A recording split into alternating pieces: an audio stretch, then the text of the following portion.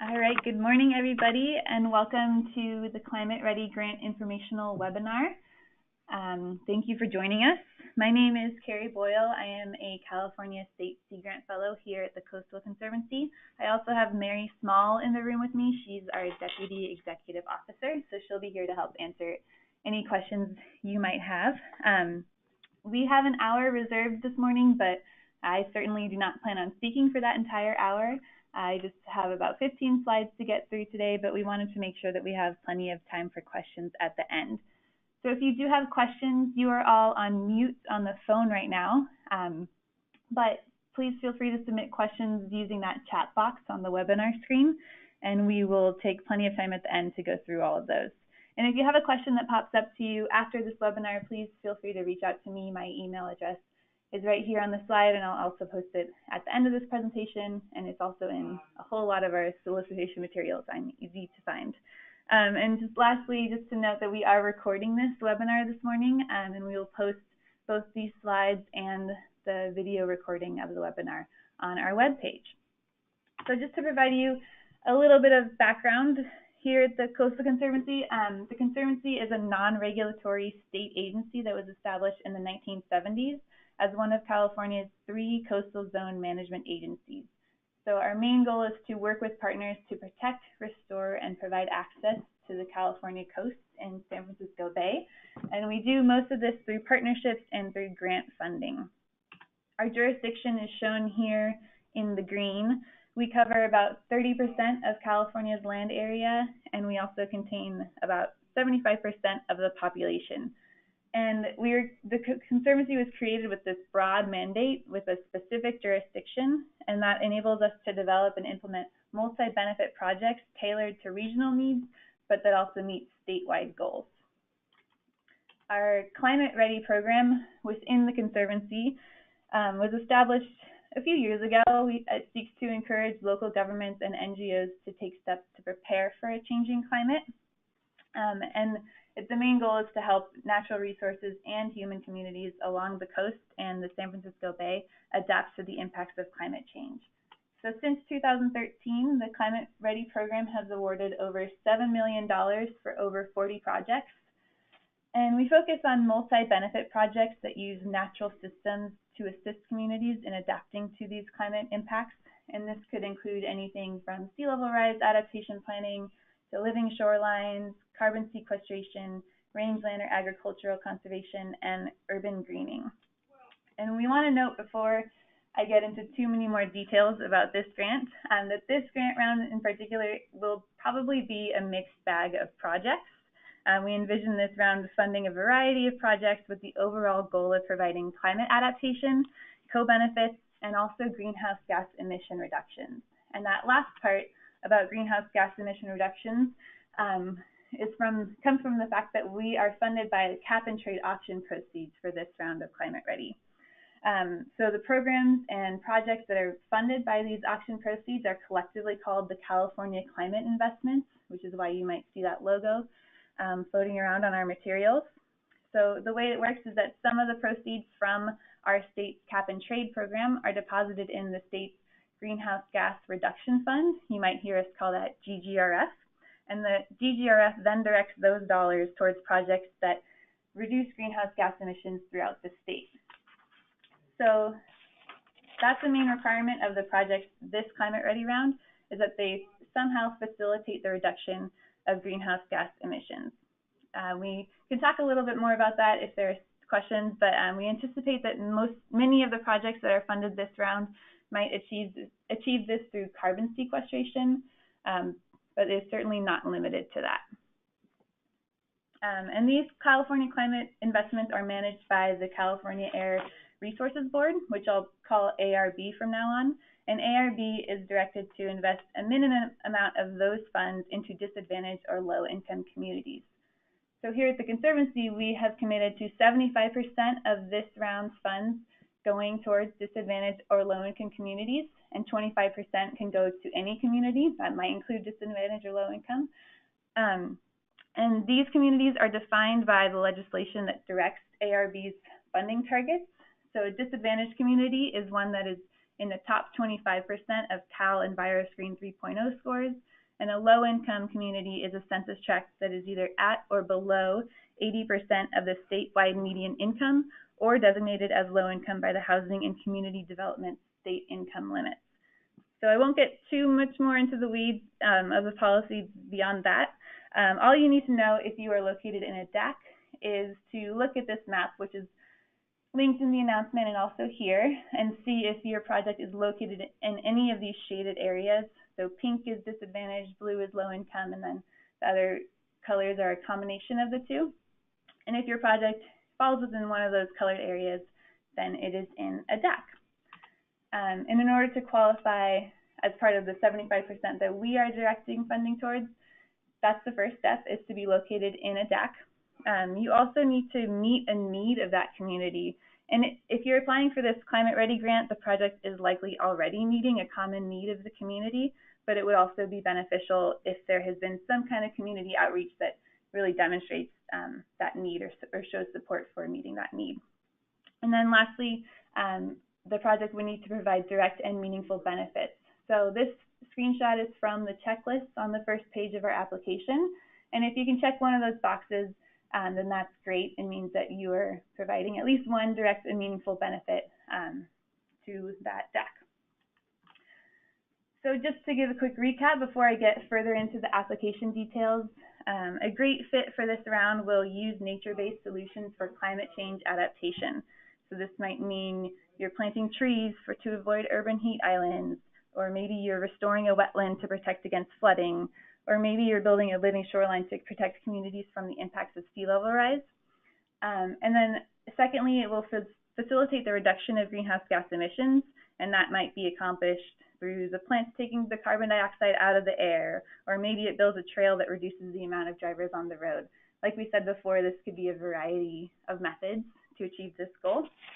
And lastly, we're looking for projects that really provide multiple benefits, especially to disadvantaged or low-income communities.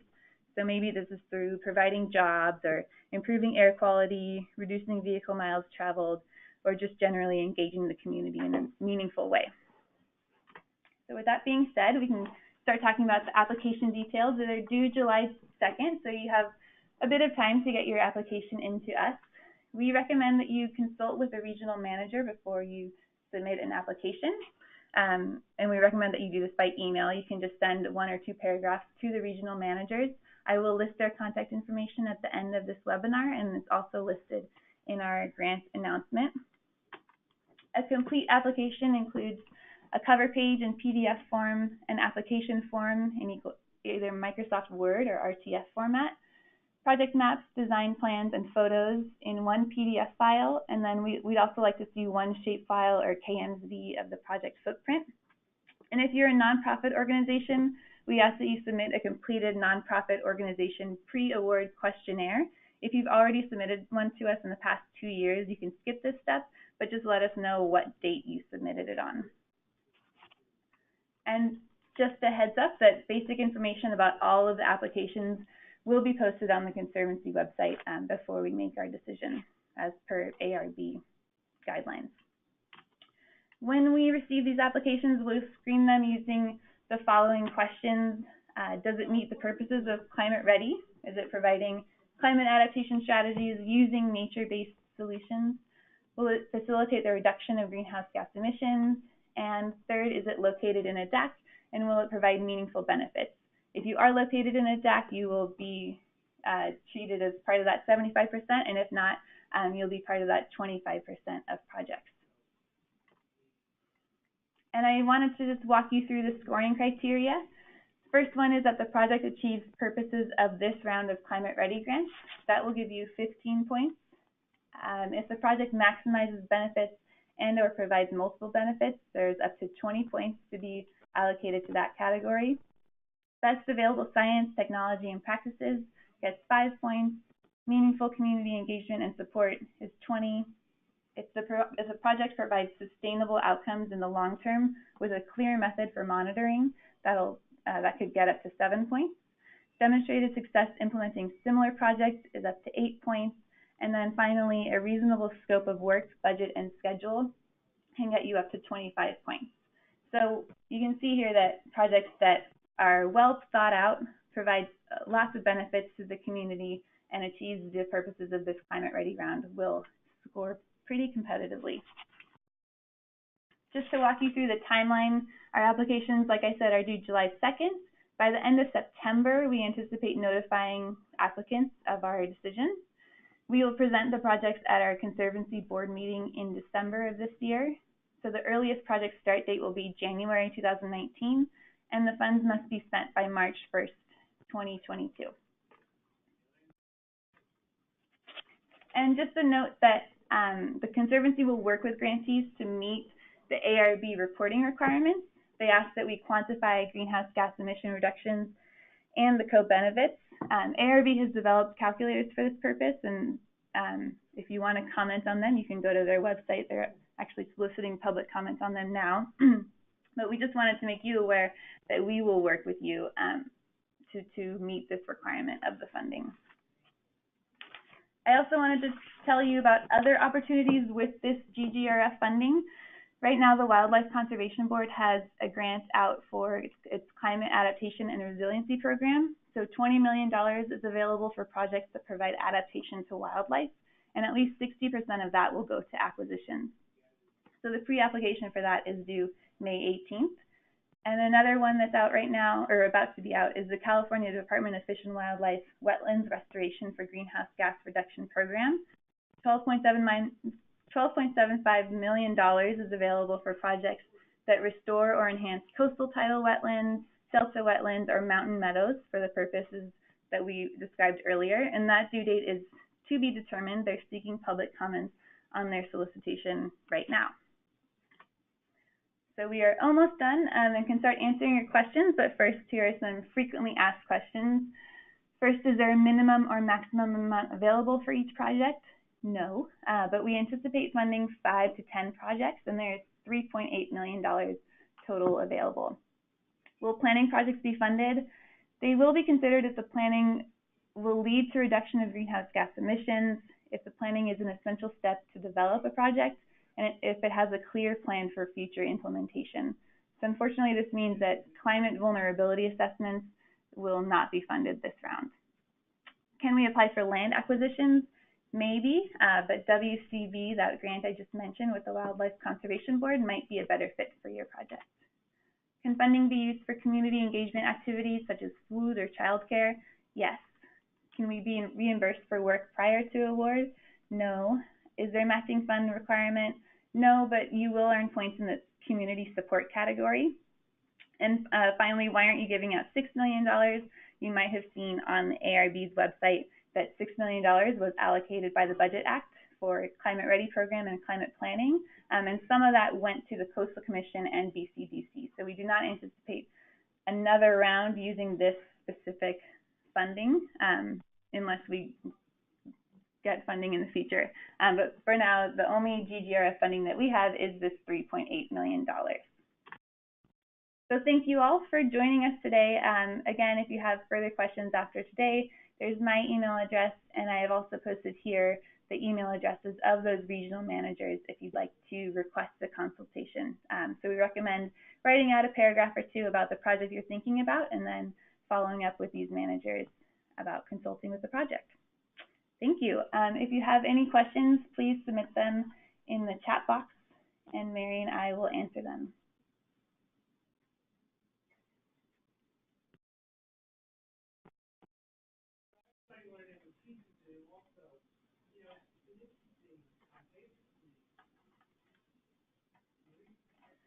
All right, we are seeing a few questions. Let's see, can we have access to your PowerPoint? Yes, I will post the slides and the video both on the website. Hopefully this afternoon we can get all of that uploaded.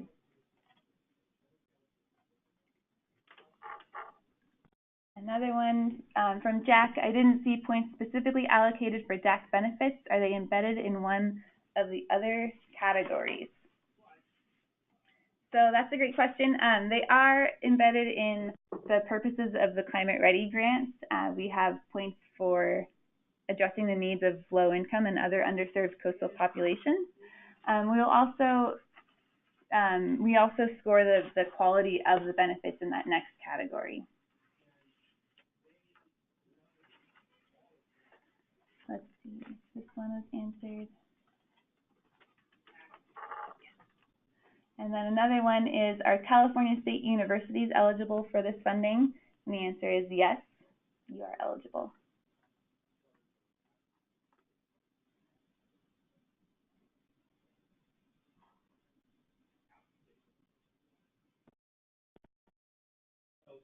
Are there any other questions?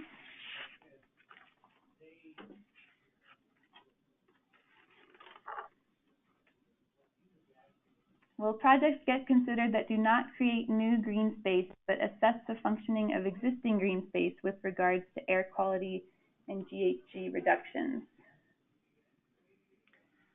This is Mary at the Coastal Conservancy. I think that projects that only do an assessment would have trouble meeting the purposes of the grant round. If you were somehow enhancing the function of the green space, I think that would be more in line with what we're trying to achieve with these grants.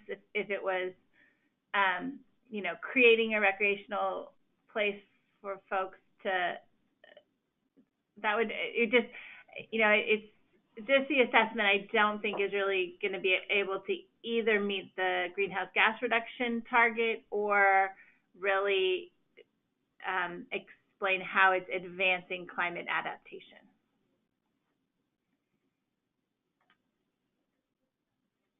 All right. Let's see.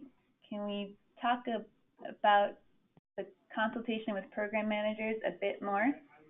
Yeah, so we encourage you to reach out to these regional managers. So depending on where your project is, the slide that's up right now has the contact information for those regional managers. And this is just to make sure that before you spend a whole bunch of effort applying, that the project is a good fit and that the regional manager is.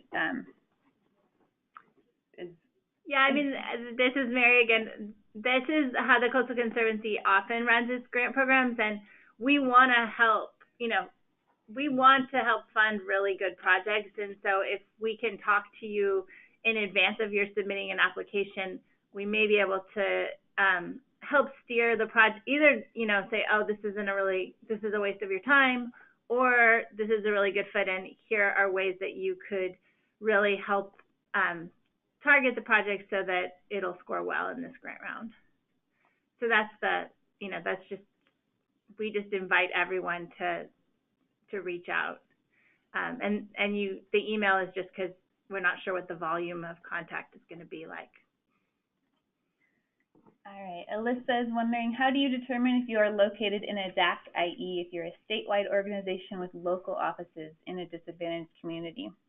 That's a great question. We might have to take that on a case-by-case basis and consult with California Air Resources Board about it. So Alyssa, why don't you email me with what you're thinking, and we can work through that. Yeah, the only thing I would add is that, you know, the purpose of this grant round really is to sort of demonstrate that that climate adaptation can, using natural systems, can benefit disadvantaged communities. So hopefully there's an actual on-the-ground project that you are contemplating, even if your organization isn't based, you know. And so it would be about where is the actual project taking place. And there, the disadvantaged community maps should be helpful.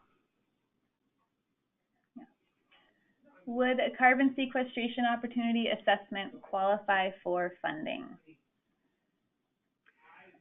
I'm not totally sure what a carbon sequestration opportunity assessment is, but again, we're trying to implement actions that increase carbon sequestration. So to the extent that measuring is a part of the whole project, that would be fine. But if measuring is the whole project, I think it's not necessarily increasing the sequestration. It's just measuring it. So that's where I would sort of draw the line. We have a request to please go back to the slide that lists the areas covered. I believe you are referring to the slide I had in the beginning about the Climate Ready program. This is just an example of the projects that we have funded in the past. But like we said before, this grant round could cover a diverse range of projects, definitely wetland restoration, anything that includes carbon sequestration, and urban greening. And this is, in the past, we have funded a lot of sea level rise adaptation planning, and we don't anticipate funding just planning this round, but more demonstration projects or adaptation projects. I think this is a follow-up to the carbon sequestration opportunity assessment. Would it be more eligible if it incorporated a pilot demonstration project in a DAC? Yes. Yes. Are required mitigated projects potentially eligible for funding assistance, or is that prohibited? No, if your project is required as mitigation for some other environmental impact, it would not be eligible for grant funds. Can you talk about how the projects you fund will overlap with or are different from the WCB and CDFW goals? CDFW will focus on wetland restoration, so how do the programs differ? So the honest answer is there's probably a little bit of overlap on these. I think one of the differences is that our program is really focusing on prioritizing benefits to disadvantaged communities and that 75% threshold. And so we are envisioning that we will probably be doing projects that are more focused on helping human communities adapt to climate change through using nature-based solutions, whereas I think both Wildlife Conservation Board and Department of Fish and Wildlife are probably a little bit more focused on helping the natural resources adapt to climate change. But the honest answer is there's probably a little bit of overlap, and projects that could be eligible under any of these programs. That's just the way it's set up. Yeah, and the California Air Resources Board explicitly says that you are allowed to have multiple GGRF funding sources, so we would just have to work out the reporting afterwards. But you are welcome to apply to multiple sources of that. All right, question from Sonia. What about industrial application buildings that attack both water filtrations and air quality filters at the same time? Building something to perform those functions simultaneously. Also about the lead poisoning in water at certain areas. Will you fund water supply for people in need?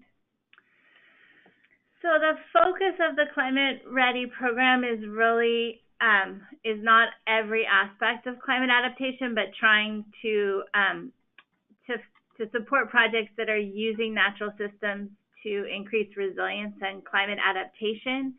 So I think that water filtration and air quality filters in industrial buildings probably doesn't fit very well within our program, even if it is really, really important. And water supply, we have funded projects like that use wetlands to recharge groundwater in the Salinas Valley. So there's some water supply-ish projects that we have funded through Climate Ready and could fund, but we would be looking at projects that have multiple benefits and kind of an ecosystem restoration focus, which I'm guessing is not where you're coming from. So I think even though those sound like really important projects, they might not fit that well with the way that the Climate Ready program has been structured. All right, there's a request to go back to the slide with the gray sidebar towards the beginning of the presentation. I'm not sure which slide you're referring to. It might be that scoring criteria. Yeah, I think it was that. If it's not this scoring slide, then let me know and I can post a new slide again. All of these will be available online after this presentation. The third slide. Okay, let's see.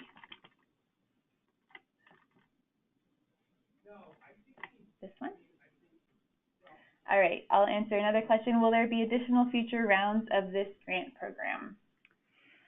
We hope so. That really just depends on the state budget and the appropriations. So at this point, we don't know if we'll have additional funding, but we hope that we will.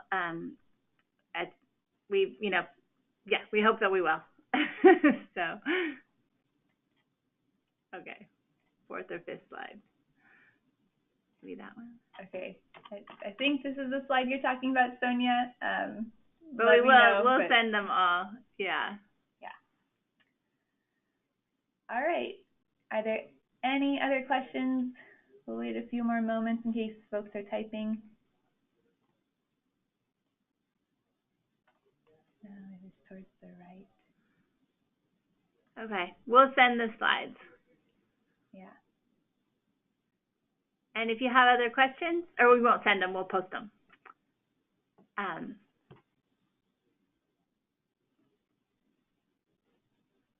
All right. It looks like those are all the questions we have. So again, my name's Carrie. Please feel free to send any questions you have after this to me. Thank you all for joining us this morning. Have a good rest of your day.